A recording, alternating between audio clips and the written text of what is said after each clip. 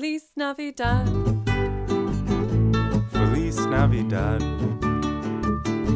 Feliz Navidad. Prospero año y felicidad. I pensierini di Natale che vengono fatti vari dalle persone, quello che è più gettonato sono le tisane, cioccolata, anche abbastanza pasta.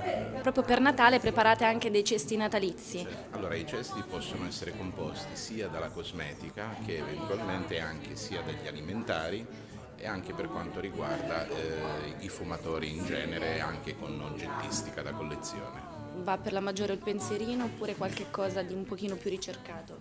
Ma diciamo che più che altro sono per adesso solo pensierini che fanno, bene o male, fanno un regalo alternativo al solito regalo natalizio. Queste vendite di Natale stanno andando abbastanza bene, molti regali piccoli, Tipo?